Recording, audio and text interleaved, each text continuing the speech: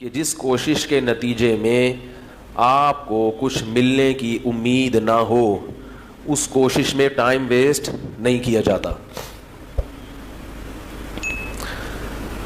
تو ہم کیوں مسلمان ہیں, ہم کیوں کلمہ پڑھتے ہیں؟ بہت سارے لوگ دنیا میں مذہب کو نہیں مانتے اور بڑی عیش و عشرت کی زندگی گزارتے ہیں. لوگ مجھ سے پوچھتے ہیں کہ یہ اسلام میں یہ کیوں ہے, یہ کیوں ہے, یہ کیوں ہے, یہ پابندیاں کیوں ہیں؟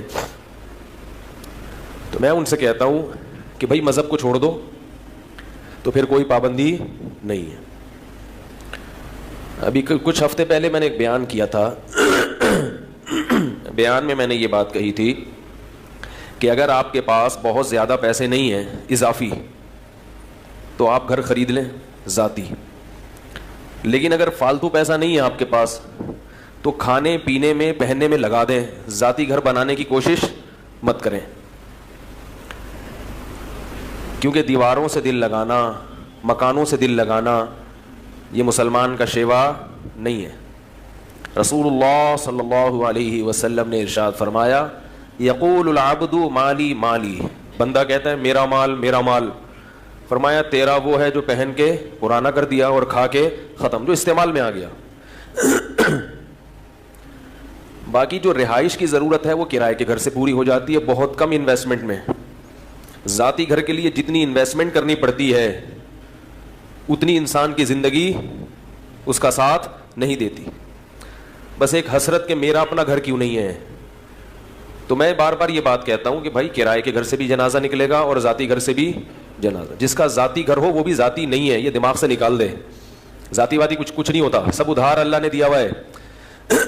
یہ ٹوپی, چشمہ, پگڑی, بنیان یہ بھی ادھار ہے.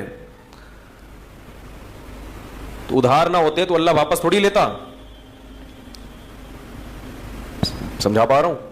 وہ بھائی سب اللہ نے کچھ دن کے لیے استعمال کی چیزیں دی ہوئی ہیں. متاع قلیل, قرآن کہہ رہا ہے زندگی گزارنے کا تھوڑا سا سامان ہے. بحریہ ٹاؤن کے بڑے بڑے پلاٹ کو اللہ کیا کہہ رہے ہیں؟ متاع, تھوڑا سا زیادہ راہ ہے. زیادہ راہ کسے کہتے ہیں؟ جو ہم جب سفر میں جاتے ہیں نا تو 2-4 روٹیاں ٹفن میں رکھ لی اور 2-4 ایک گدا تکیہ لے لیا کہ رات کو ٹرین میں یا جہاز میں لوگوں نے آج کل وہ گردن پہ لگانے کے لیا ہوتا ہے نا کہ کہیں آنکھ لگانی پڑ جائے تو گردن ٹیڑھی نہ ہو جائے. تو یہ ہے زیادہ راہ. تو اللہ فرماتے ہیں یہ زیادہ راہ ہے, تھوڑے دن کا سامان ہے, بس پھر واپس لے لوں گا.